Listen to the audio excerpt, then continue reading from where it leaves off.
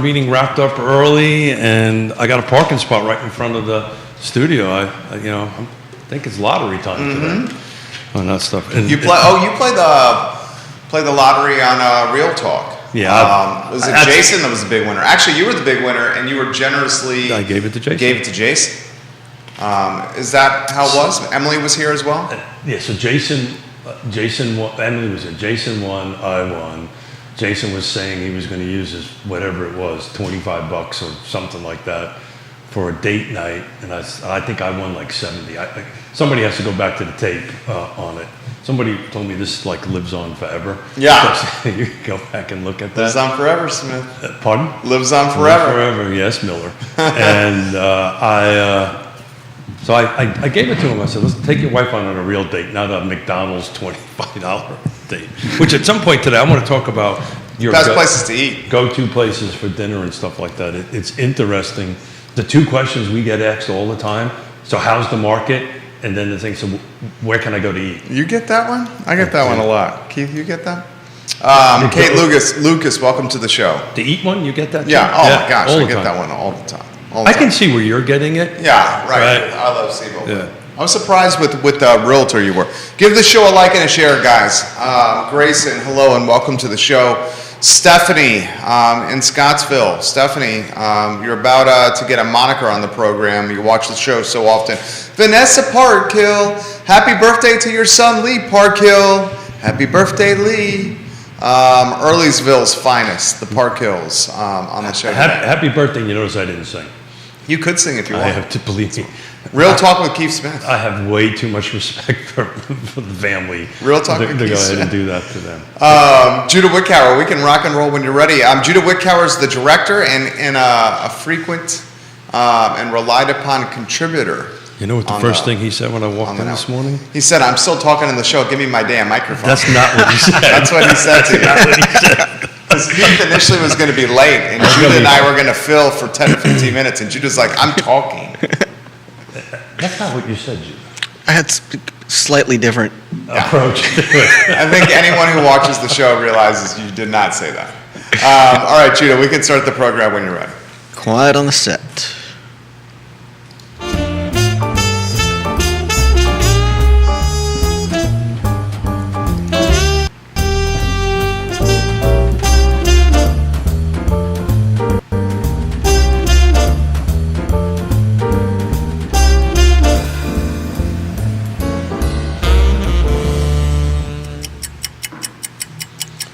Guys, welcome to Real Talk with Keith Smith. My name is Jerry Miller. It's good to be with you on a Wednesday morning. Thank you kindly for joining us. My name is Jerry Miller.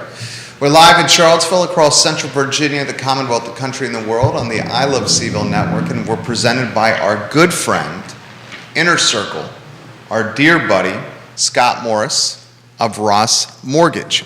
Scott Morris and Ross Mortgage, someone you can rely upon, count upon when buying a house, folks. Judah Wickower is the director. Judah, if we can go to the studio cam and then get those 2 and 3 shots ready to rock and roll. The distinguished gentleman is in the house. He's looking quite sharp. We thought, much to our disappointment, our disappointment, we thought that we were going to have 10 or 15 minutes without you, but you made it. You got parking right in front of the studio. I tell you what, we were talking before the cameras went on. I'm going to go play the lottery or something today. I'm doing good. The board meeting went a little sooner than anticipated. This is a car board meeting. I hit every green light from Hillsdale Drive to here. I swear to God, hit every green light. And as soon as I was about ready to turn into the parking garage, a guy got out, pulled out in front of the NBC 29 thing, and I may or may not have done a Yui in the middle of the street. Oh, beautiful. Right in front of the police station. Right in front of the police station. Love it. And waved at the cop as he drove by. Ah! Literally. Hey, guy, how you doing? Tito Durrett. Was it Tito? I don't know who it was. I just kept my head down and waved. And pulled into the spot. He may or may not have done this. Shake his head. Are you kidding me? But literally did a U-turn in the middle of the street, pulled into the spot, and had enough time to walk and get a cup of coffee. Got a cup of coffee as well. You don't have a bead of sweat on the brow. The shirt is perfectly pressed. You sprint from a car, Charlottesville Albemarle Association of Realtors board meeting Sprint is a bit of to the physical- downtown mall. We'll call it a jaunt, maybe a stroll. No, maybe a drive. All right, we drove. I He drove. I drove. He was in a Toyota Tacoma. Mm-hmm. Wasn't a sprint at all. No. Wasn't on a bicycle. And now we get to talk Stuff. on Real Talk with you and truly do one of our favorite things every week, Keith. Oh, come on now. You know I love this show. I know. I was panicking. I was watching because I love you guys dearly. I didn't want to make you guys kind of do it. Thank so you. It just worked. I mean, out it's really Real good. Talk with Keith Smith. Keith Smith's got to be here. I thought it was Real Talk with Liza the dog. Real Talk with Keith Smith. Right. Check out that fantastic website, nicely And the- designed. and the logo. website. The logo's not too bad. RealTalkWithKeithSmith.com. My friend, so He here, may or may not have done that. Judah with obviously some guidance and some suggestion. Oh. Judah Wickower. So why don't we talk about this? And Judah's the director. You'll see him a part of the show. I think he's got a 3-shot ready to rock and roll. So markets, ARM demand is up. So let's define ARM. Adjustable rate mortgages. There you go. And you have a couple of options. The most common ones are 5, 7, and 10, gentlemen. Yep. And ARM demand, because the 30-year fixed, the interest rate on the 30-year fix is now what, 6? It's I mean, depending basically on just your under credit. 6? Yeah, it depends on your credit score, but let's call it just a tad over 6. So demand for adjustable rate mortgages is surging, the biggest jump in 13 years. I'll read you the data and then get that big, beautiful brain, that intellect. Hold on a second. Drink damn coffee. Hold on a second. Caffeine. Mortgage applications to purchase a home rose 8% last week compared with the previous week, bolstered in part by demand for adjustable rate mortgages. A big jump in mortgage rates may have actually spurred home buyer demand, perhaps as consumers worried rates would move even higher. And lastly, the average loan size at just over $420,000 in America is well below its $460,000 peak from earlier this year and is potentially a sign that home price growth is moderating. So 3 pieces of data right there for you. First, adjustable rate mortgages. I would love to get your take on ARMs. Yeah, so we've this is nothing new to our conversation, right? We've been on it with the show. We've been on it for Yeah. a while, and look, it's practical, right? So you have to, in order to buy, you're going to have to do something to get that interest rate down. So I was actually on the phone with Greg Slater on the way in and land trust conversations and all that. So, look, the reality of it is, particular land trust, the 6% mortgage is killing a first-time home buyer, and this is an option out there to do that. We were actually talking about that with Julia Roberts and Scott Morris and a couple of our trusted. Julia Roberts, the mortgage broker, not the star from the silver screen hit Pretty Woman, That's right. Forgot about that. Runaway Bride. Yeah. We still love Julia. So can we use this as a tool to help the affordable housing buyer, right? So the reality of it is that's what was going to step up. Our concern in the beginning was very hard. It's very hard for those who have lived through the time of great unpleasantness, right, or the Great Depression, real estate depression, as I call it, on that end of it, not to go, this sounds awfully familiar, Sure. right? Well, I mean, Kevin Yancey watches the program regularly. A lot of people watch the program regularly. They're pointing to commonalities. Sure. From 07, 08, 09, 10, Sure. and right now. Now, we have taken the stance that it's very different from then. There's much more regulation, rules and regulations in place. There's much more equity in people's homes. Equity is the key issue. Equity in people's homes. And they learn from 07, 8, 9, and 10 and didn't use their homes as piggy banks. So Yeah. you're saying it's not like that. I'm in agreement with you as No, well. no, On no. top of the inventory pinch. Sure. Well, it's interesting. We're going to talk about that because we weren't supposed to talk about that. The housing availability pinch. Well, the inventory is rising. Yeah. So we've been. So we can talk about it now. We can talk about it now. Yeah, because it's a good thing. Okay. It's rising, right? Got it. Yeah. Another note. Yeah. Inventory good now. Yeah, inventory talk. Talk. Okay. Talk about. So so all those things kind of bottled up into one. I think everybody's concern was the ones and threes and the fives, right? That's a little bit. But if you're looking at the 7 and the 10s, 7 years and 10 years, most folks are staying in their homes. But look, the lending requirements are difficult. I was sitting in a board meeting. To the right of me was Woody Fensham, right? He's on the CAR board, and we would just, before the board meeting, we were having a conversation about, how's it going, right? Woody's coming on, I think the 29th, if I remember correctly. How's it going? How's evaluation going? It's a lot of extra work, right, for them. But the valuations are not decreasing. So everybody understands. We got basically 3 terms floating around right now. Everybody understands appreciation, right? The homes are appreciating. Everybody understands depreciation. Those who remember 2001, we're in what I call a deceleration mode, right? So the values of the homes are not in a recessionary or receding in value. They're just kind of tipping back a little bit. Sure, they're slowing. They're going back to healthy levels of appreciation. I had somebody tag me on a Facebook post I did this morning. We're back to normal, whatever normal is, on that end of it. So look, it's a great tool, right? And we have to constantly change our toolbox. I have a lot of data points I want to throw to you and the viewers and listeners. Ooh. So viewers and listeners, get ready for this. Data. Inventory levels. This could be a reflection of rising interest rates. Are you ready? I am. Active inventory in our country, Yeah.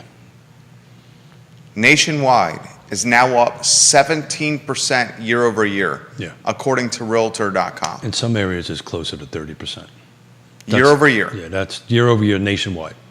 The 30-year fixed interest rate with conforming loan balances, $647,200 or less, is now at 5.98%.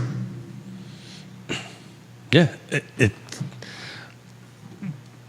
and I Nearly double where they were a year ago. yeah, I'm. Part of me wants to go, hey, we talked about this 3 years ago, but 100%. I just don't want to be that guy or that person, right? But we talked about this, right? Everybody expected 3% to be the norm. I had my daughter and son-in-law in for Father's Day. By the way, happy Father's Day to you. Thank you. Same to you. And that was the first thing. They were like, "Oh my God, interests are 6% and 5%, and how we're going to buy a home." And again, since 1972, the average is around 7.5, 7.7, depending on who you talk to, on that end of it. So we kind of still belong to the average for that length of period of time. It just requires a little bit of skill, but it's hurting the entry level buyer, right? Because they don't have the ability to bring cash into the same conversation I was having with Greg Slater.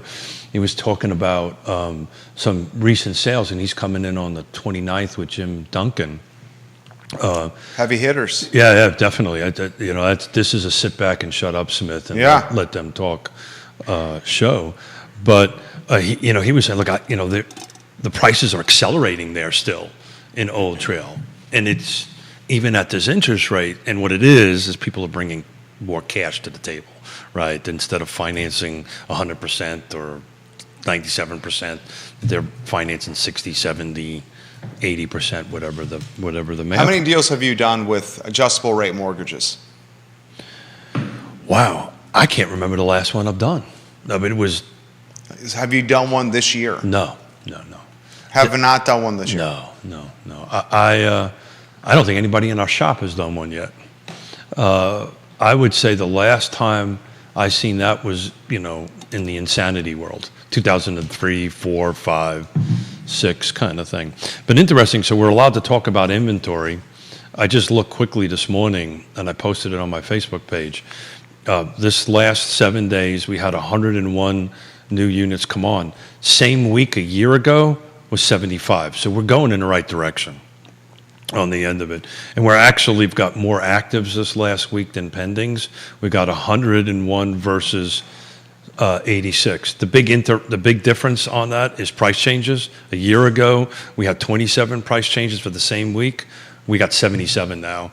And it's interesting because I save, each week I do it, I save the shot and save the analysis Yeah, on it. I know you do. Those 27 were all price increases, right? This is a year ago. This 77, with the exception of 1 or 2 new construction, they were all decreases or decreases, maybe the wrong choice of words. They were price adjustments. Keith Smith dropping knowledge today. Uh, Judah Wickhauer. It's the coffee. Looking to jump in with the question for Yeah. Smith on the 3-shot. Judah, get in here. So I'm just curious with, let's see, since pay hasn't increased at the same rate as pretty much the rest of the market, how does that affect the affordability with rates going back up? I know that. It impacts it hugely.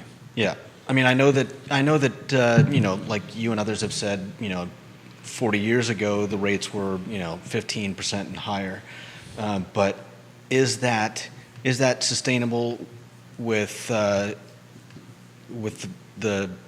rate that No, it only hurts the entry level buyer even Right. more, right? Yeah. So they're getting a double whammy, right? Yeah. They're actually getting a triple plus whammy, right? So we're all getting impacted by the inflation. We're all getting Inventory pitch, inflation, rate hike. salary not increasing. Yeah. Right. So that's 4. Yeah. Right. So doing that, and so it's a combination. Today at 2:00, we've got a regional housing partnership board meeting, a full partnership board meeting that I'm chairing. We're literally going to be talking about this topic and how we can help the the housing affordability matrix in it. But they're hitting multiple levels. So these things usually never are one thing, right? So the buyer that's got the cash is going to be pretty much in control of the market at And the buyer who has the cash is the boomer. And it's not the, That's not or necessarily the bank. what do you mean the bank? Well, think about it. The bank takes all these deposits from all these different places. They've got to do something with the money, so they put it in property because they've got Oh, are you cash. thinking the banks are going to I buy? don't, banks don't want to No. own real estate. No. Banks don't want to own real estate. No. They don't want to have that on their balance I love you, Judah, but I'll have to push you back on Yeah. that a little bit. Banks All right. banks and jurisdictions don't want to own real estate. It's funny you should say jurisdiction. You're talking the parking lot? No, I'm not No. talking the parking lot. What was in Neil's Yes, Good, the Bad, and the Ugly? the good, the bad, and the ugly, and Neil Williamson, you out there? he's probably still at that board meeting. Okay. So the good, the bad, and the ugly, and it's interesting because I read it quickly this morning. There's a provision, so we're jumping a little bit around, gentlemen, That's good. Let's keep it going. but this is in reference to the. And Judah, stay in the mix. So this is in reference to the. Oh, Neil's watching. He just gave me a like on Twitter. Oh, What's good. up, Neil? Oh, the board meeting. King must of be over. content. I love you, Neil. So it's interesting. The topic that Neil that Judah brought up is the jurisdictions owning property or the banks owning properties, and I think we kind of pivot into jurisdiction. So in reference to your article, the good, the bad, and the ugly, of the blog posts, and I've been reading the 118 pages of the new Charlottesville proposed zoning ordinance. So they issued a preliminary white paper, for lack of a better term, Yeah. on it's going in there. But Neil actually pointed out something which I did not realize until I read into it more deeply. On the page number 15, it's a zoning diagnosis. Blah, blah, blah, blah, blah, blah.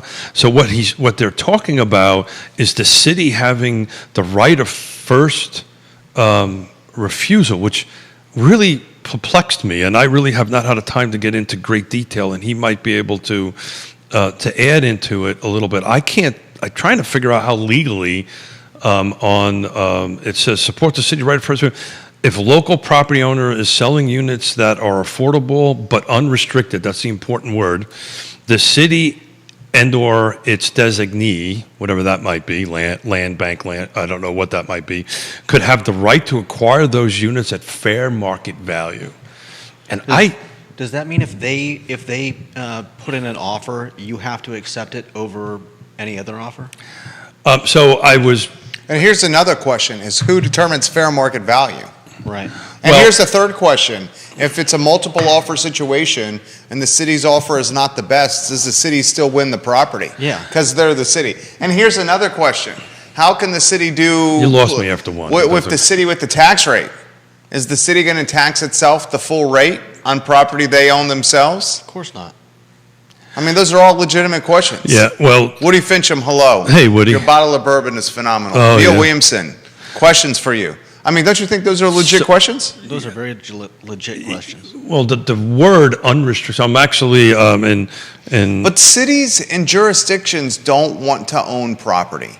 well, we started the conversation with lenders don't want to own property, and all one needs to do is remember back to the time of great unpleasantness, they do not know how to manage property. That's what I'm saying. But The it's in- city doesn't even have the staff to staff City Hall. How's it going to staff a property management division? So it's interesting, in Europe, banks are actually the real estate agencies. So in Austria, there's some real estate companies, but the banks are the ones that actually act as real estate agents. Having those isolated is better for protection Yeah, no. because it creates layers of protection. Yeah, so it's interesting, looking at the 118 pages. It's one little paragraph on page 15, and Neil quoted it verbatim as I would expect him to do on it, but it's unrestricted. So the word unrestricted. Look, to follow Neil's comment on it. The reality of it is, I don't think this is legal. I don't think that the city can come in and say, you must sell your piece of property to me. And what determines affordability, what determines how this works, my suspicion is that's going to be, that comment and that thought is going to get thrown out and probably should be thrown out. But you did see the city's bought a parking lot, right? Well, that's different. So the city, if you think it's good or bad, City of Charlottesville. that's a different animal, right? That's a completely different animal. I happen to, is it the right use of the property or not? It becomes different things. But they're acquiring it, in air quotes, as a community asset, right? So everybody can use this parking garage. It's interesting. Community asset. Are they going to profit on that community asset? I'm not getting, I'm just saying. I would imagine you're going to profit off a community asset. I'm That just- that turns it into a community commodity that So- you profit on. Let me try it a different way. Okay. So the city can buy something for the good of the community, right? Whatever that might be, a school, whatever. This comment here is saying if Jerry owns a home and somebody determines, and again, I'm probably taking it too far down the road, but if determines that it's affordable, again, then you must sell it to the city. That's what let's define what first right of refusal means.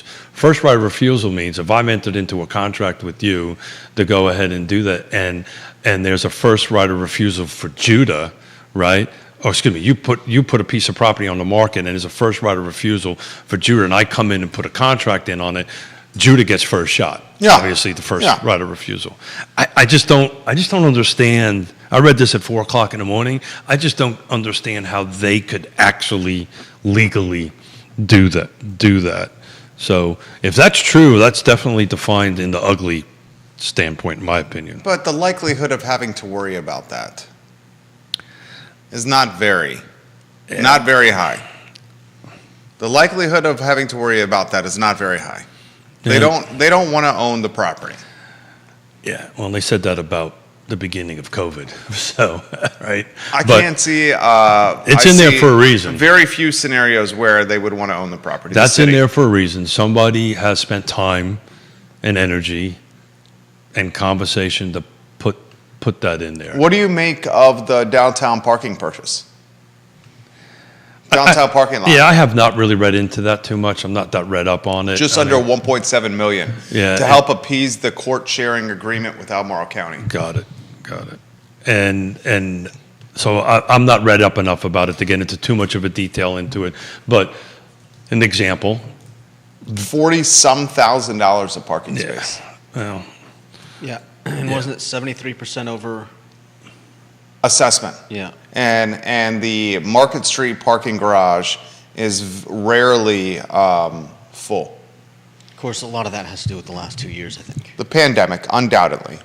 Yeah, I'll tell you, even I didn't park there because I got lucky, but I park there 3 times a week generally, and I very rarely see it full above. When do you have to go to the top deck? I never go to the top. Never deck. the top Matter deck. of fact, not only do I never go to the top deck, I usually get the same spot every day, Yeah. every show. Matthew Gillikin, friend of the program, Yeah. checks out the show, says the city just lit 1.65 million on fire on his Facebook page. Yeah, so look, I would lean on Matthew. He's been, he's been on this, been the expert in reading up on it. He's very anti-parking garage, parking lot. I think what he is Anti-car too, right? Yeah, he's very pro electric bike, public transportation, walkable, dense cities. Mm-hmm. Yeah. And I get that. I understand that. I wouldn't say he's anti anything. He's just saying, hey guys, No. I We're would say, and he spending- would agree. I would say he's anti-parking I'm just trying to garage. use a kind of gentler word. He would agree with that. I know he would, but what he's saying is hey guys, time out.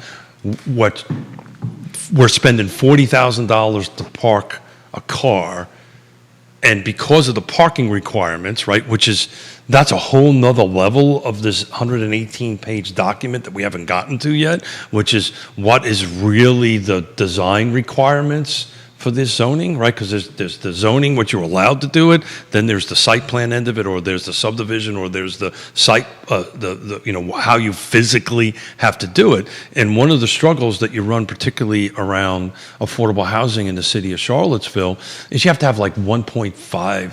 If Matthew's watching, he'll correct me, but 1.5 parking spaces per residential unit. And I think there's some ways you can get around it. You can narrow it down to 1 on the end of it. If you add some in the current structure, you add some biking in it, and if it's on a certain route and so forth and so on. So what Matthew is saying is, well, hold it. If I'm in a certain area right there where I have access to a bus, I can walk to UVA, I can walk to the downtown, much like Portland and Seattle has done. Difference being, here's an example. Coffee's kicking in. My daughter and son-in-law came to visit us, which, by the way, I have permission to disclose. We are going to be grandparents again. That's amazing. Congratulations. Thank you. Let's get the Thank you. audience, please, live audience in the studio. Please give a round of applause for Keith. Number Thank 3. you, guys. We Number 3. appreciate you. Thank you very much for doing that. Didn't Liza puppy paws? Did Liza do that with her puppy paws? I'm still teaching her how to clap. Yeah, So they come and visit you, and Thank you. ADD kicked in. what were they doing? So what they go from their airport. They Fly to Richmond? No. So we drove them up to IED, but that's a whole different story. Okay. But they arrive in Seattle, get in light rail at the airport, and literally the light rail is 2 blocks away from their house. So they never had to get in a car. It's great. They arrive at 9 o'clock at night, get in the light rail. We don't have that here, right? We don't have that mass transit infrastructure. Probably never will. No, at that that's level. unfortunate. I don't understand that. Well, you're at the forefront of this. It's a numbers thing. You're at the forefront of this with the one transit system for all the region. Yeah. I mean, is that the which partnership is that? Well, Which- that's the planning district commission. yeah, the planning district. Yeah, so there's different versions, the NPO and Yeah. and different stuff. But look, the reality of it is we're not at that volume of people, right? It's just the number, the ROI doesn't work, right? If you were to run a light rail down 29 to center of 29, the billions upon billions upon billions of dollars that would cost. Now, that doesn't mean there's other solutions. I am surely not an expert at this in any stretch of the imagination. And I think what Matthew was saying, and I think what's coming in, what they're talking about here, but if we're going to do something on Cherry Avenue, right, and build a multi-story, mixed income, mixed use project right now, so much of that building has to be parking, it becomes cost prohibitive, Yeah, right? It doesn't happen. yeah. So if they minimize this. I mean, that's part of the reason why the Kim's Market property's been on the market for so long. Well, that's closed and sold. It's now. Yeah. Yeah. It took years to get to that point. It took many years, and, Yeah. and unfortunately, I think it's not much is going to happen with it, but that's a whole different conversation. I mean, that's a conversation for Chris. That's a conversation for Chris. That's Chris Kabash, the listing agent. Just Mr. Kabash. Yeah, so I thought that was interesting to chat a little bit about that, I don't know how a jurisdiction can exercise a right of first refusal. We are a property rights state. I just don't know how that actually could ever I happen. mean, and it's important to stipulate that we rarely see this being used. For example, if this was being utilized, the Dewberry Hotel would be something very different. Yeah, but would it want it? Would Would you who want to want own? it? Would you want to own that, That's Dewberry? I mean, it's on the downtown mall. I wouldn't want to own that If building. the city doesn't want to own a structure on the downtown mall, why would it own any Would you structure take that in building town? if it was given to you? That's a good topic. If Dewberry approached the city and That's not the said, question I asked. If it was given to you, would you take it? probably not. I would not. Yeah. I mean, your taxes every year on the Dewberry Hotel are $65K. Yeah. 65,000. You have made the argument that the Dewberry is a teardown. It's a start from scratch. It's getting awfully close to it. Yeah, and I trust you. So that's a start from It- scratch. and it's not me; it's the engineer buddies that I know that. And think about this: the cost of goods in the labor market and the in the lending environment are way different now. You've got that. Yeah. How old is that? How long has that structure been there? I'll find out for sure. I'd say at least 15 years, but let Yeah. me find out. Yeah, it's been long enough there that people don't see it any longer. Locals for sure. Yeah. Tourists see it. Tourists see it. Yeah. Yeah. But to take that structure and finish it is going to be super expensive. It's like almost like a renovation, because at some level you're going to have to go in there and fix a bunch of stuff. And but at some point in time, that building's going to become a problem. Let's see here. The groundbreaking ceremony was held. What year do you think it was, Judah? Three shot. Three shot. What do you think, Keith? If I gave you a year, groundbreaking ceremony, Dewberry Hotel, then the Well, Landmark it was- Hotel. It was before the time of great unpleasantness. It was the Landmark Hotel. Yeah. Halsey Minor. 2006 is my guess. You? I don't know, 2005. Groundbreaking ceremony was March 11th, 2008. Guess, what do you think the initial cost to build the Landmark Hotel was in 2008? 25 million. That's a good guess. 30 million? $30 million. $30 million. The plan was to have the hotel open by July 2009. How much do you think it costs? And we have no idea. But how much do you think it costs to build a hotel now on the downtown mall in Charlottesville? I would say it's probably 3x that, at least. At least 3x. Labor, right, is up. Cost of goods is up. And whoever builds this hotel will most likely So the have only- debt service. Yeah, the And only the interest rates are up. the only positive end of it Uh-huh. is you don't have to go through the acquisition issue, right? So if you and I and Judah want to build a hotel in the downtown mall, we're going to have to acquire something first, tear it down. Well, and the zoning. Yeah, the zoning is going to be a given, right? And who knows with this new, So if Dewberry approached you and said you can have it, would you take it? I would run away as fast as possible. You would. Yeah. Yeah, I would. That is, I think that is nothing but a problem. I think long term it's nothing but a problem. I also happen to be at a certain age in my life. Sure, of course. Yeah. I wouldn't want to do that. But just from a practical perspective, the amount of work, it's always more expensive to renovate something than to start from the beginning. Everybody knows that, Yeah. right? But there is some benefits, right? Right? whatever zoning it's in and whatever approvals it's in kind of has to remain in place. You're not acquiring whatever the acreage is or the size of the land over there to go ahead and do that on the end of it. I just think, I think a 15-minute walk through that building, you go, yeah, I don't think so. Why didn't the city get it? I don't think they can. No, they can't. Sanook's come on the show before, and Sanook has said the dude's paying his taxes, and we can't eminent domain it. Yeah, I mean, what? But that's a perfect example of, getting into property ownership, and should the jurisdiction do it, or is the jurisdiction willing to do it? You got to structure a block and a half away from City Hall, and they're not showing any real interest of getting involved in it.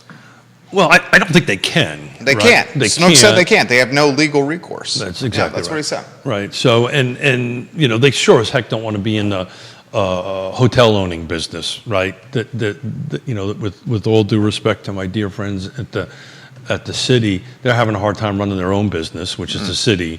They surely are not going to take on another endeavor. What may be happening here, and part of this conversation may be potentially the city creating a land bank, where then you could put this into a land bank or something along those lines, that's kind of similar to the foundation that UVA has, right? It's not UVA, it's a foundation, so it'd be a separate body to go ahead and do that. Dan Pettit, good morning. Hey, Dan. Welcome to the show. We love you, Dan Pettit. So we have inventory year over year, Dan Pettit, at a 17% increase. There is 17% more inventory on the market now, nationwide, year over year. That's according to Realtor.com. Homes, are they selling faster than they were a year ago? That question has come on the feed for Keith Smith. So the answer to that's an interesting question. I didn't take a dive into last week's DOMs, and somebody can surely take a look at that. That's Dan or somebody that's on it. But we're still in under 20, 24 or 14. It really becomes a location-driven specific on the end of it. We talk about this all the time. Location is going to start becoming micro now on that end of it. But just curious, and somebody who is smarter than me. This week, last year, we had 75. This week, we have 101 come on the market. I'm just wondering that's roughly a 25% increase. Does that sound right? That math sound right to anybody? So if we had 75 homes go active a year ago, right? This same week, a year ago, and this last week we had 101. Yeah. So that's roughly 25%, right? Look at that. Even a Marine can do that on that end of it. So we're up 25% just week over week, right? Not looking at it much protracted than that. But we're over 100%, considerably over 100% in price changes. Our Pettit, Mustache Dan Pettit wants to say, has the question, when do we hit 8 on the 30 fixed? Man, 8 I got to on tell you 30 something. fixed? I got to tell you something. I had a conversation with a bank president about 3 months ago, and I, at the moment, thought he was full of you-know-what. And he says, watch out, 9% by the end of the year. No. I swear to God, he said Stop. that. I'm not trying to scare anybody. I'm just telling you what the man said. And I said, literally, nah, that's not going to happen. Scott's really the expert Scott Morris to talk about that. But look, I think as Scott said last week, shoot, move, and communicate, adapt and overcome. Right? The market's going to start adapting. It always does to things. Certain people are going to, the entry level buyer is going to get really squeezed out of the market, worse than they were before. Which makes some of the work that I do on the volunteer end of it even more important. Yeah. On it,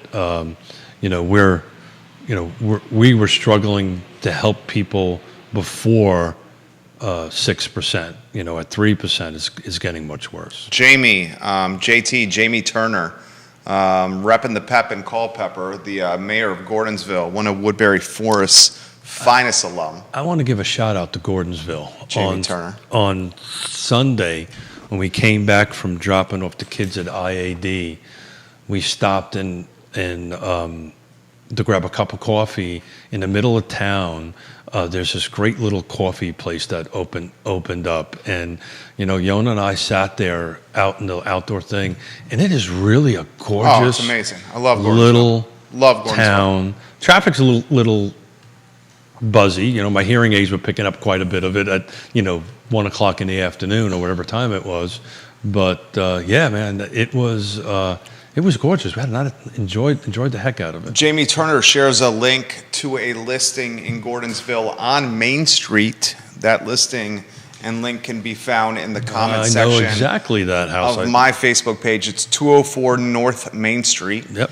A list price for $495,000, 2-bedroom, 2-bath, just over 2,344 square feet on Main Street in Gordonsville, all brick, with all the bones you would need to make something absolutely spectacular and special. JT, as many of us were, fortunate to lock in a good rate, right? Jamie, you think about it now, look at where interest rates are. They've 2x'd year over year. And Keith Smith just dropped a dime that 9%, after speaking with the bank president, could be on the horizon as early as this year. I pushed back pretty tremendously on that, but we also had this conversation in the beginning of this year. We're at call it 6. We're at 6. We tend to call a lot of things on the show, for sure. right? And John Blair, hello. Hey, John, we get a lot right. Yeah. The one I got wrong was that we were not going to see much over 4% in this calendar year. And boy, I was wrong on that. So maybe this bank president is right on that end of it. But a lot of that, I think, has to do with the Fed putting either taking its thumb off the scale or putting it back on, depending on. Your take on the Fed? He's got a good one on this. We were talking prior to the show in the green room, Judah, on the transitory nature of inflation and how the Fed had to brand inflation in the early stages as transitory to keep volatility from happening. If they explained to everyone out there that this was going to be a brief spike in prices and that it was eventually going to settle itself down and calm the markets versus spooking the markets. Now we're looking at Powell live on national TV. I was just watching it, yeah. Literally having to answer the question, yes, we made the mistake by calling it transitory. It was much more permanent than we ever thought it would be. Yeah, but we talked, I mean, this time last year, a lot of people thought it was going to be a brief respite. Inflation. Yeah. Yeah. And now inflation has influenced or changed the direction of the housing market that could impact a generation, if not two, of home buyers in America. It impacts everything, and I actually went back to look when we talked about this. Was this November, December? Actually, was the fun show where we had a bunch of hats and stuff on it. Where I think you asked me the question, what do I see the biggest impact to the real estate market? And it's inflation, and it's coming, and it's here. But it's interesting. The quote that I just saw in the left corner of my eye was, Powell stating, and maybe Judy, you can jump on this, is we understand the term inflation or something to that effect. And I wonder if they do, right? I wonder if do they really understand the term inflation and the impacts that it has on folks? I mean, I think they understand. I think it's just, no one can see into the future. I mean, and we'll get you in the mix. Dan Pettit just said, I never thought I would consider borrowing from my Northwestern Mutual account. I can borrow at 8% anytime with this account. I did not think that I would put my Northwestern Mutual account into a borrowing mechanism, but now it's something I'm considering. Jamie and Gordon and Culpeper, because looking around, most people my age, 26, have the sentiment that they will never be able to buy a house. I mean, I hate to say this, the first-time home buyer may not be able to buy a house anytime soon. I mean, what's happening now is going to impact a generation or maybe two of first-time home buyers and potentially keep them from ever getting a home. Judah, any topic, Fed, policy, interest rates, inflation, first-time home buyers? Yeah, I mean, as like I said, as wages have not kept pace, and as inflation makes everything more expensive, I mean, when banks look at how much you can afford, if you go from a mortgage being a third of your take-home pay. monthly income That's to being like half, that's exactly right. then I mean We're yeah. closer to 50% than we are to a third, right? Yeah, and also it depends on the person and how much they're making, and like you said, you're cutting out the lowest guy because there are always going to be people that can afford houses. It's just a matter of who they are and where they are in the overall like wealth structure of. That's a great thing, and I just didn't bring the data and the numbers with me, but I'm going to really take a harder look into what has closed in the last week over week and find out what price points they are and so forth and so on that end of it. But to quote Neil, more housing for all. There's a part of this equation. To go back to Jamie's statement, there's a part of this equation. There's just not enough homes, right? Yeah. So if the amount of homes increase a little bit, even though borrowing money is a little bit more expensive, or a lot more expensive, or double what it was a year ago. Yona disagrees with us. Really? Yeah. Oh. She says I disagree. That's Keith's beautiful better 7/8. Oh. Take a look at historical data of finance rates. We paid 16% interest for our first home. Actually, it was 18, but 18. yeah. So I don't disagree with Mrs. Smith. I never disagree with Mrs. Smith on that end of it. But you're 100% right. Homes were trading. When you bought your first home, Yona, question for you as well, Keith, for you. When you guys bought your first home, How much? you had stagflation then, right? 80, no. When did you buy? So it was 88. Okay. I think stagflation, and somebody will have to be a lot smarter than us to look at that when stagflation stopped. I don't think stagflation like Because Volcker was raising rates to combat stagflation. So it's interesting. So the components that require stagflation, we have two of them at the moment. We don't have the third one, depending on the employment. The unemployment. But I again, not to be. I want to have fun today, and we haven't quite got there yet. But I'm having fun. yeah, I'm a little concerned about an unemployment spike coming. Well, we talked about this yesterday. Who was it yesterday? I'll find the link. So just a little FYI. I can't tell you who, but I was on the phone yesterday with a CEO of a pretty prominent company around here, large, not the super large, but large enough to deal. They're looking nationwide to cut. They're doing it now. It's going to probably hit the news here pretty quickly.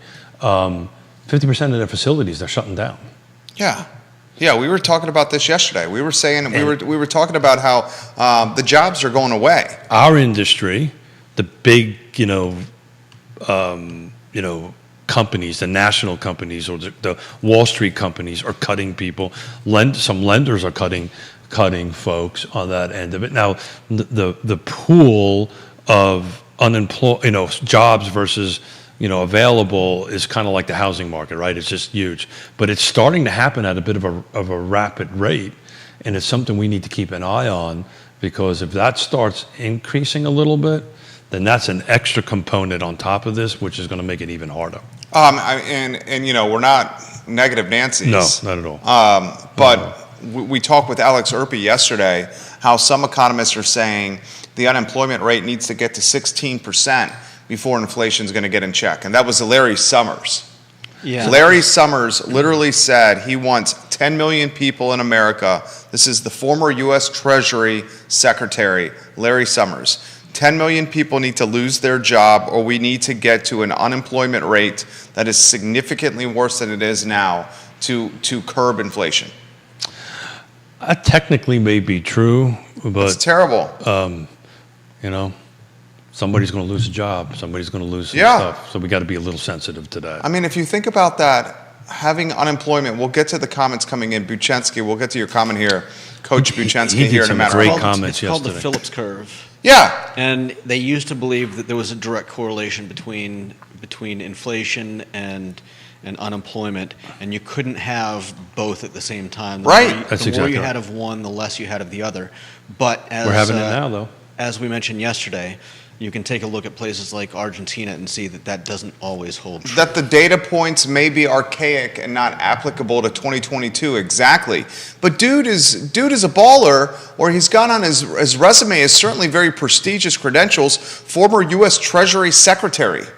You got a dude who is significantly respected in the industry, in the world, and he's calling for the unemployed rolls to swell to roughly 16 million people from just under 6 million in May to put inflation in check. So are they still talking about a soft landing? Or they've No. start changing that conversation over I mean, there? Powell said this morning, and Coach Buchensky, we'll get to your comment here. Powell said this morning in the presser that's going on now that he says the American economy is strong. And Powell said this morning that the American economy is so strong that it can withstand and sustain more rate hikes, and to expect them, and he doesn't expect the American economy to suffer from these rate hikes. He literally said that this morning. He said that this morning. This is a comment from Again, Coach. I think we're talking about things that they have to say. We're not talking about him actually believing that. Well, this is what I'm torn about here. Okay, this is what I'm torn about with you guys here.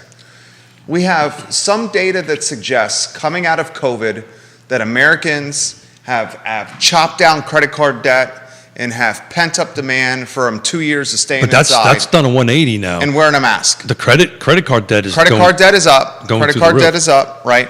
We have that phenomenon, the Roaring '20s phenomenon. Now we have this. We have the Powell phenomenon saying the American economy is strong and it can sustain rising rates.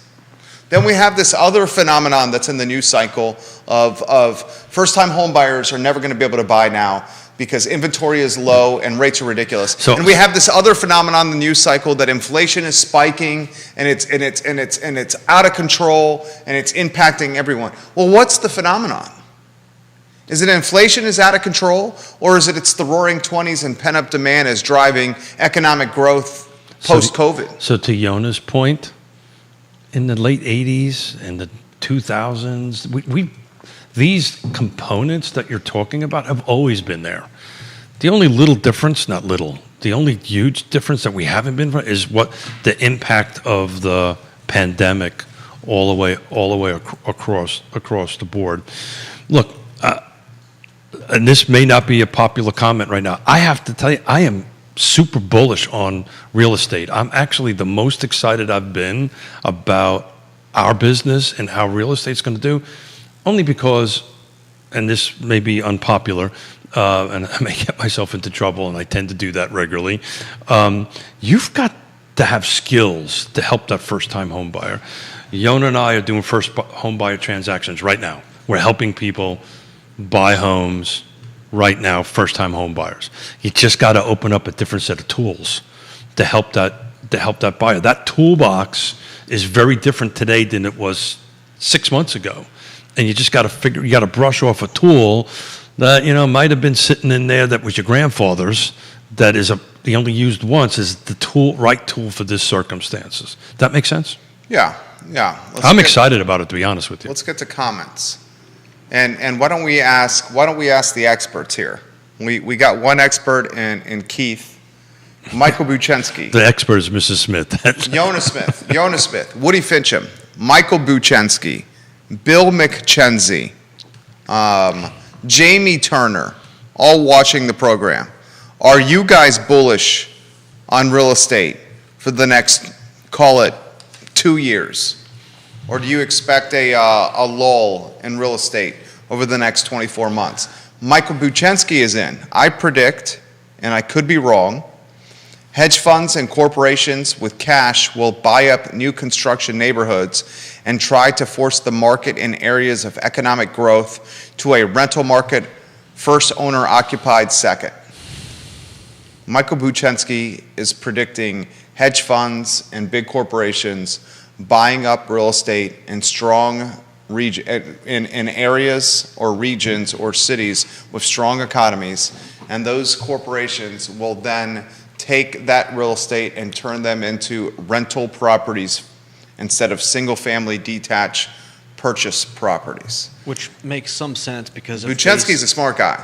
well, if the hedge funds see everything going down, all across the board, then the only thing left is going to be like you don't want to have cash. Well, he takes it a step further. And remember, Buchensky's in the lending business. I get it. He takes it a step further. He says that means people, if this happens, that means people will have to pay more via rate hikes, and they will just take it. They have no choice, and they will go into debt to buy what they want. People will continue to spend at current rates, but will go from cash to credit debt and will screw up another generation of people. So it's interesting. I've been through a couple of cycles, like more than a couple of cycles like this, and inevitably, when everything is red over there on the stock market, people move to dirt, right? And it's not. I think to Michael's point, I think that's more of a Phoenix, large metro areas where you can get some, But if you think about it, and I'm just hypothetical with you. Hypothetical with I just you don't too, see it Joe. happening here. Well, think about it. You have Woody Fincham. I'm going to get to your comments, I promise. Woody, thanks for sitting next to me today. Take Charlottesville and Albemarle County. If you're a Blackstone or a BlackRock, a hedge fund that is cash rich, and you do your market analysis, look at Charlottesville and Albemarle. You have a university that's world class, that's hiring more people and admitting more students than ever. Why wouldn't you target Charlottesville and Albemarle County to buy inventory and turn it into rental stock? So I don't. Why wouldn't you do it? They're up 13% year over year, the rents. But it becomes Year over year, 13%. You own some rental property. I do, 24 tenants. Got it. And you have to have the ROI on the property management side. And this is a Suzanne Real question, right? She can help us because this is what she does for a living. But in order to manage a number of properties, in order for the ROI, in order the return on investment to work, because they're going to have to acquire at pretty high numbers right now because the sales prices are they're still accelerating, right? They're just not accelerating at double digit rates. But if the hedge funds would use cash. I understand that. They wouldn't use. I know that, but they still have to buy it, right? They No, still I have get to. it. They I still get have to it. buy this cup Yeah. of coffee instead of at $3 at $5 or whatever But the hell Keith, it you is. say all the time, owning real estate is the best hedge against inflation. It is the So best. if you have cash and you put it into real estate and then you rent it at something that goes up every year, there's a when the component- market's in the crapper, Got it. There's a component you're missing Okay. on that end of it. It's the property management component of Sure. it, right? So somebody who's way smarter than at least me is going to look at that and goes, look, I need a certain amount of units. you kick your property manager, what, 6 to 10 points? They're, month? They are going to look, and this is an IRPI question too. I think they would be looking at certain numbers. So it's kind of like Chick-fil-A, right? Why won't Chick-fil-A come to Zion's Crossroads? I think it's It's not enough cars. their demographics don't work. The volume doesn't work. I think it's a mistake. I think you put a Chick-fil-A, It would crush it. it would freaking crush it. It would crush it. But Chick-fil-A won't do it.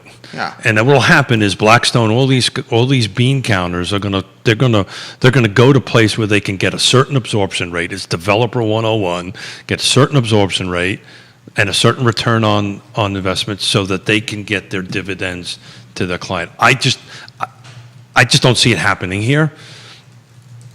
Dan Pettit, all right, there's a lot of comments coming in. Dan Pettit agrees with Michael Buchensky. So Dan thinks the big corporation. Dan Pettit, I'm gonna tag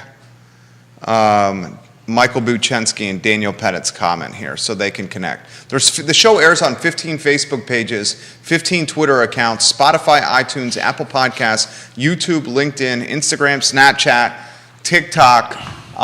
It airs freaking everywhere, and I'm having a hard time keeping up with all these comments right now. Dan Pettit, I'm tagging. There's a lot of comments coming in there. So maybe Smith should pick up a little bit of this. There's a lot of comments coming in. So Pettit agrees with Buchensky that he expects institutional monies to start creeping into the localized markets like Charlottesville. Okay. And then Buchensky to Pettit says the sales prices will stall. Home sales prices will stall at maybe a 3% yearly increase. So the word where you said that, the word we're getting out there is decelerate. It's deceleration, right? So it's decelerate. Appreciation, depreciation, and deceleration. So that's what's happening right now. The price, and there's all kinds of impacts on it. I've been wrong more than right.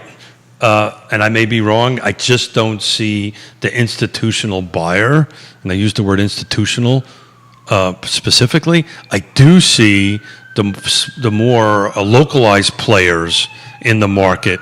I didn't do it. I parked legally, I promise you. So Charlottesville's finest. We're about a block away from their headquarters. So I do see, to their point, I do see local players coming in here, right? Local folks buying, and it's interesting. And Dan and Michael, for a future show, and I've been working on it, is I'm taking a look at through the GISs in the city in Albemarle County, the tax thing, to find out who's doing the buying, right? Actually, Sean Tubbs does a great job. Does a great job of that, and I'm just trying to convert it into a spreadsheet, because if it's an LLC, right, then it's a corporation, obviously. So typically, right, I know, duh. Captain Obvious. I'm not even right on my Captain Obvious socks on the end of it. I just don't think you're going to see a lot of that. You'll see Keith and Yona saying, or Mr. and Mrs. Miller, or Judah, or Michael, or Dan buying some property for rentals, because that's the conversation. This is Woody Fincham and Associates. This is another one. Woody Fincham, dude. Woody got my brain turning this morning. Woody Fincham, you're A+ people. Woody Fincham, you are very good. We should have a toast. How many times has he been on the show?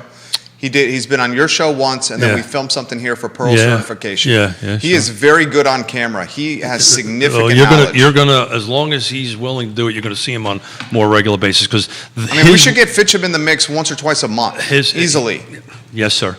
Please, you're the executive producer. Here's what Fincham says. Fincham and Associates. Welcome Ness Realty to the program. Hey. Welcome Real Estate 3 to the program.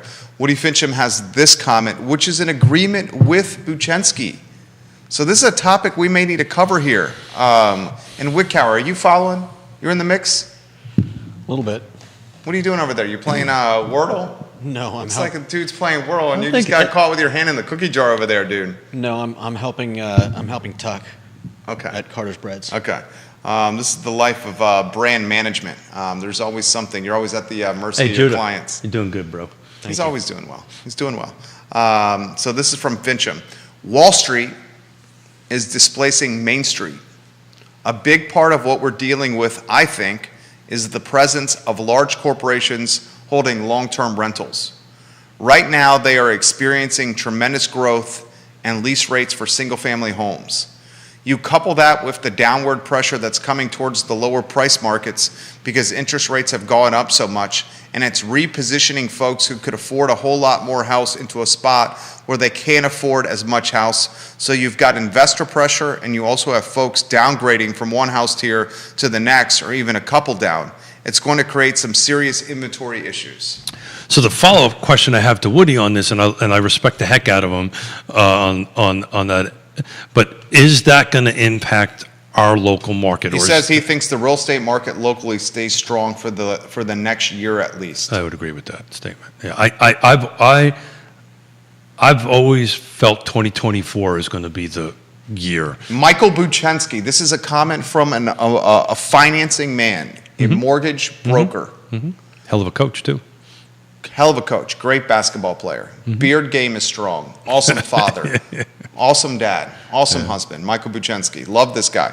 He said, I had a client come to me to buy $20 million of real estate in Waynesboro, which was basically an entire neighborhood. Wow. This is a commercial deal, but it's already happening right now. The client, $20 million, buying a neighborhood in Waynesboro. So he's out buying SF. Is he buying? Is it single family detached? Is it single family detached? Is it so? What? So it's really interesting. If you I dig into the National Home Builders Association. I read that quite regularly. The multifamily purchases Is on fire. is on fire. Yeah. It's because rents are up there. Right. So I'm curious if that 20 million is I'm looking for whatever number. What's the stock? What's the type of inventory, Michael, is what he's asking. Yeah, my suspicion is because I get the same. I mean, he said it's a whole neighborhood. I've got to think it's a mix of inventory. It probably is a mixed inventory, but I get a lot of requests for, hey, I'm looking to buy an apartment building. What's available? 1031 exchange. Yeah. That kind of stuff. Jeez. One landlord taking over and I know this. Well, and I so know, the question is he being successful at it? Right. So one of the most difficult things to do to develop is parcel assemblage. Right. It's hard. That's a really hard thing to do on that end of it. But I'm curious what the product mix type on that. Well, is. and when you start getting one entity or one person controlling a neighborhood, I mean, if it's an association, they can have a lot of power. Oh, that's two different animals, but that's a lot two of very power. Well, that's two very different scenarios. Again, depending on the product type. I can tell you, just to Michael's standpoint, and I know this because I'm working with some clients on that end of it. Everybody's looking on the other side of the mountain. I mean, they are. There's a lot of, and $20 million is big money. Yeah. What was that? What was that saying? It's single family house. Really? With some townhomes. Oh wow. Single family homes with townhouses. So they're going out. They're looking to gobble up $20 million worth of SFAs and that's single family detached. Wow. So I'm wrong. It's here. That's big money. Wow. I learned something today. I mean, that's big money right there. That's interesting. I don't know. I mean, Pettit says a college town to invest in is a home run. And then he asks if Bart is still in control of the villas. Yes, Bart Fry Properties is still in control of the villas at Southern Ridge. I have a rental, a condo at the villas at Southern Ridge, and the initial developer who developed the villas at Southern Ridge during the time of great unpleasantness was going to sell condos individually. And then the financing for the condos went in the crapper because they're non-warrantable. Yeah. And then he said, I'm going to pivot and I'm going to turn these into rentals. And at the time he was probably extremely disappointed, but now his rentals, dude, these units at the villas at Southern Ridge are renting for $1,900 a month. So $1,900 a month, Dan Pettit. Yeah, so that's this whole conversation is, the impact on rentals, if it's institutional buyers or Keith and Jerry or whatever. The institutional buyers, it's the same thing that's happened and say, I'm going to throw this to you and then get out of your way. I learned so much from you. Learned so much from Buchensky. I'm learning from the feed. We're learning from the feed. Mm-hmm. So let's take the Glenmore neighborhood. Sure. Okay. The cost of goods in the labor market and the financing market is so difficult right now that building a new house in a neighborhood is more expensive than ever. So you're seeing partners of the program, Stanley Martin, building homes in Glenmore that are gorgeous, but they're smaller than the initial wave of homes built in this neighborhood. They're 2,000 to 3,000 square feet. Yeah, initially they were double that. They were huge. The first wave of homes in Glenmore, 5,000 square 4,000 or feet. 5,000 square So you're feet. talking 2,000 to 3,000 square foot homes. Yeah. But because the market is so expensive right now, those homes are trading between 800,000 and 1.1 million. So all the people who had the initial stock of homes are riding the wave of these smaller, newly constructed homes and enjoying value appreciation in their older houses. So the question I have for you, if this institutional money comes into the Central Virginia market, Michael Buchensky is talking about a $20 million deal where institutional money is buying a neighborhood. So is that private money or institutional Is that money? institutional money, Buchensky? So if institutional money is coming probably not is institutional coming money. into the neighborhood, is coming into the region, Sure. will we see the same phenomenon that new construction had with older homes? New construction driving up the price of older homes in the for sale market. Will we see the same phenomenon in the rental market? Institutional money driving up rents. Will that trickle over to mom and pop landlords and see rents also increase? I would say yes. Yeah, so all these pressures that you've outlined, Judah's outlined, but we're going to actually talk about this on Monday with Greg Slater and Jim Duncan.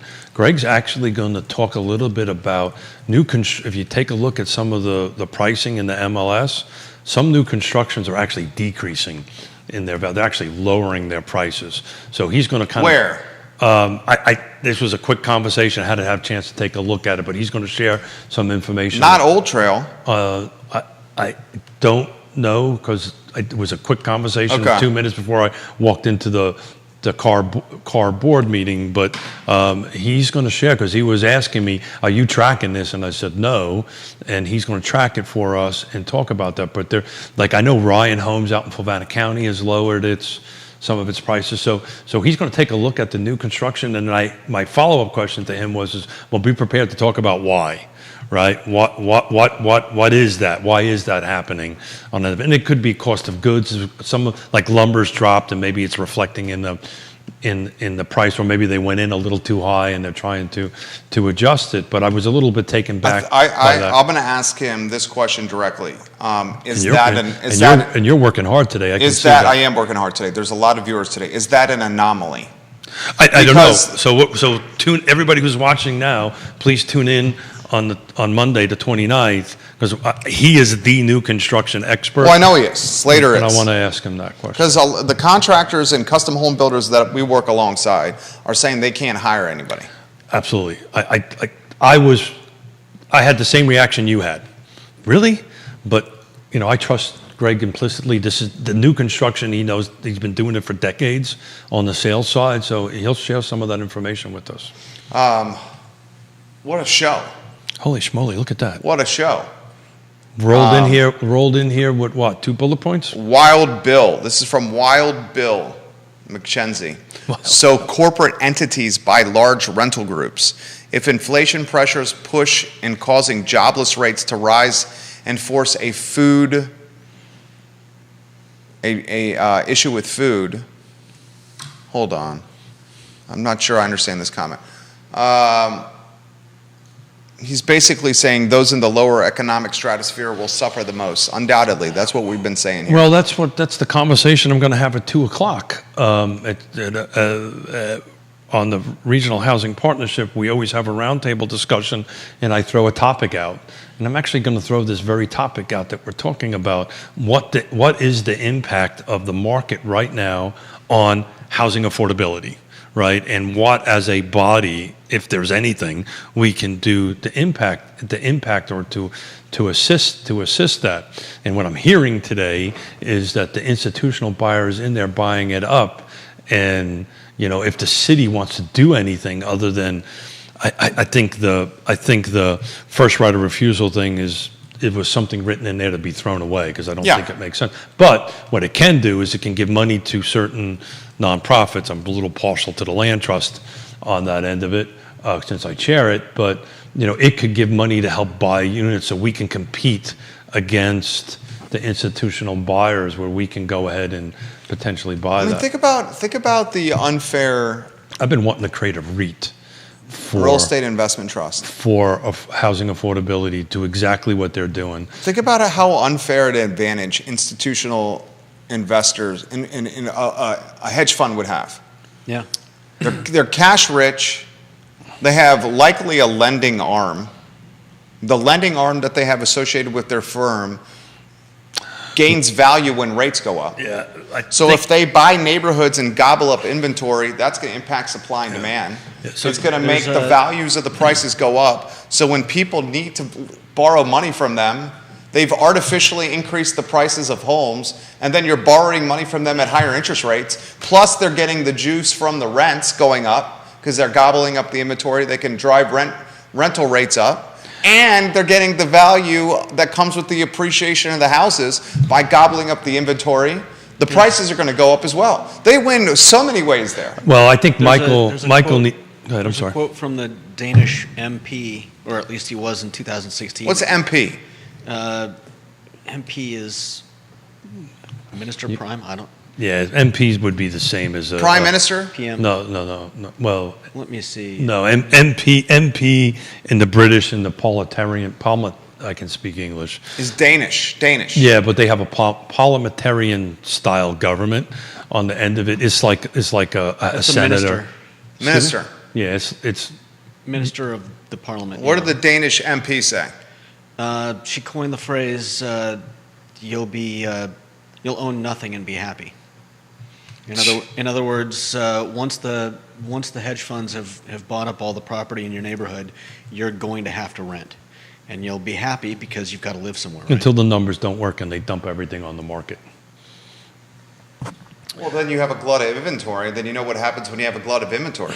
So the pendulum just keeps going back and Yeah, forth. you don't want back- that to happen. Yeah. Look, it's. I still am bullish on real estate.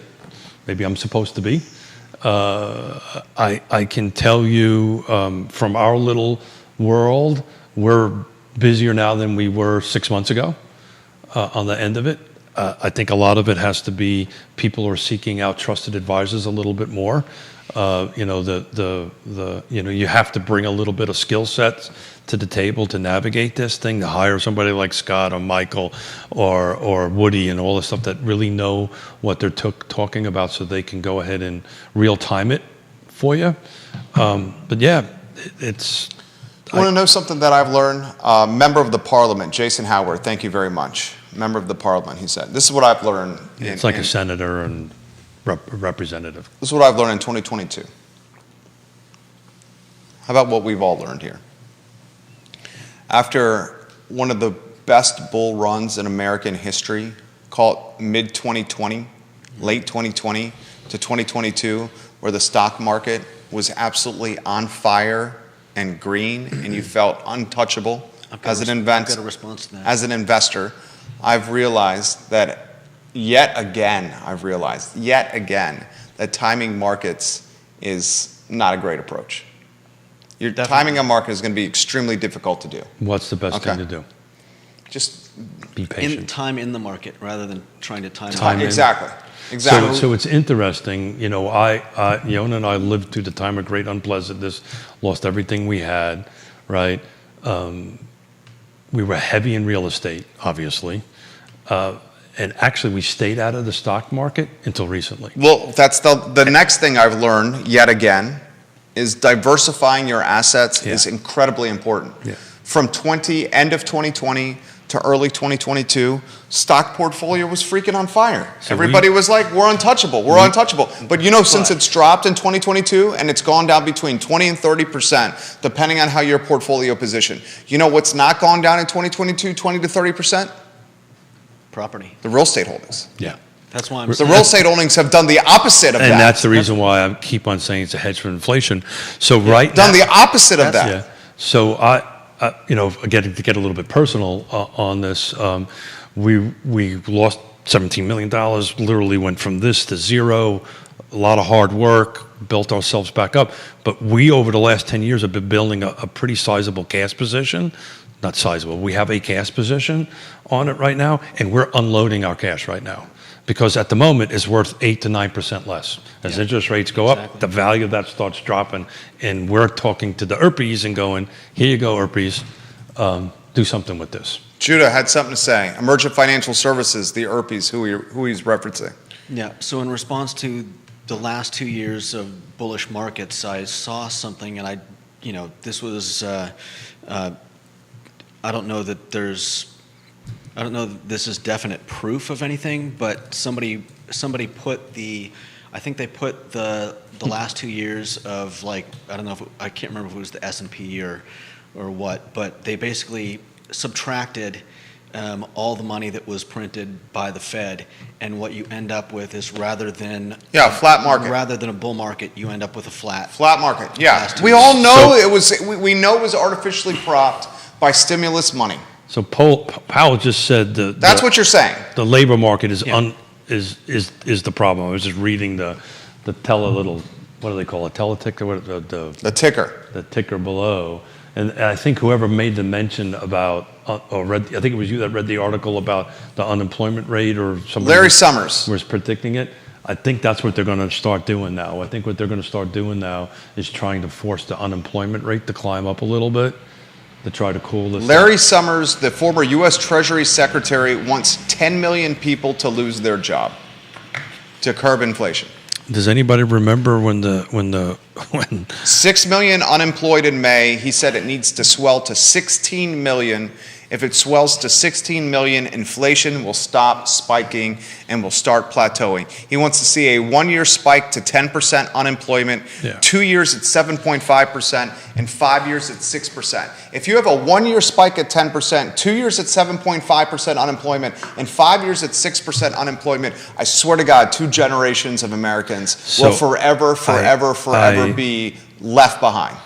It will be destroyed. From 3.5 decades of doing this, the one thing I learned, and this is why I kind of laugh at the soft landing thing, Powell, the government, they only understand 2 ways. It's either the seesaw's either this way or that way, and what's going to happen is they're going to make decisions, however they're going to make decisions, and impact it. And if they're not careful, which kind of sounds like they're not, in my opinion, not being, that seesaw is just going to go right. Like somebody's just going to get off the end of the other end of the seesaw, and then you're just going to plummet to the ground, because that's the way it's always been. They do these huge swings, and then everybody recalibrates and adapts and overcomes, moves and communicates, to quote good old Scott Morris, and then we're going to have to adapt and overcome to whatever market they give us on the end of it. I may be wrong, but that's what I've learned over the years, that's what you do. Judah, anything you want to add? Yeah, that's what I see happening. I mean, like I said, they're looking at they're looking at that curve and saying, okay, if we get one of these too high, we got to fix the other one. If unemployment is too high, we got to raise rates. If and they're just like. So what he's talking about putting us. They're just reacting. He's talking us to put us into stagflation. No doubt. That's what they want. No doubt. Or somebody No doubt. is saying that. No doubt. And that's a scary thought. It's hugely scary. Yeah. Hugely scary because you're. But I'm still bullish about. I really mean this. I am still. You're commodity. You're turning people into pawn pieces. Yeah. You're turning people into chess pieces. Yeah, maybe we're just lucky, but we're doing great, and I think a lot of it is I'm particularly the young buyer, the 27-year-old buyer. They're putting what I'm holding in my hand, this iPhone, down, and they're saying, "Help us, guide us through this." Because I think what they're starting to do is shut off all this noise. That's there that we're looking at to my left and your right. Look at that, I got that right. That was amazing. Well, the viewer, it's different for the viewer. That's right. Yeah. I was just happy I The got viewer, mine that left. would be his right for the viewer.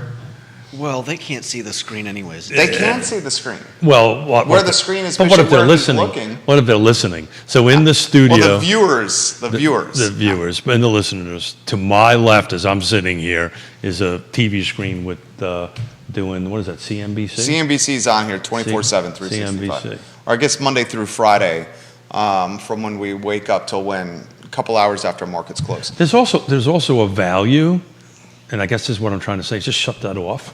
I like it. I'm a news junkie. I know you are. I like it. I mean, I don't watch the But the watching Dow- the financial the Dow is up. news. The Dow's up. Watching the financial news is different than watching the crime, murder, police news. Sure. I don't like that stuff. You say, yeah, right. I don't watch the school shooting stuff.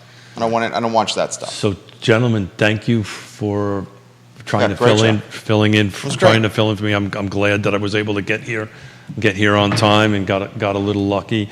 Judah, I always love it when you chime in. I love when Judah This chimes is in. one of my fun shows. I wanted to get to what everybody's best top 10 restaurants are. We'll save that for another day because So what's Friday's deal? Batman and Robin. We'll do There it we go. Friday. Batman, Yeah. Robin, and Alfred. Yeah. Alfred is Judah Wickhauer.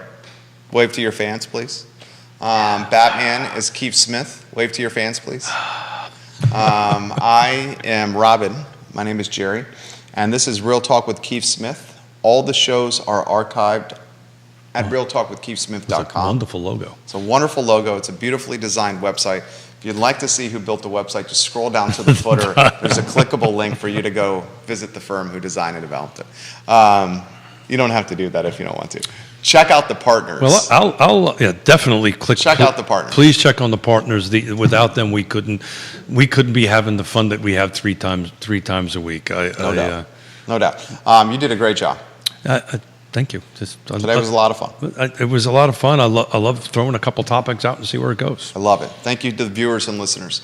I Love Seville show is up, in 39 minutes. Yeah. 39 minutes. We'll see you soon, guys. Actually, 49 minutes, but still, very short time. 49 minutes for the I Love Seville show.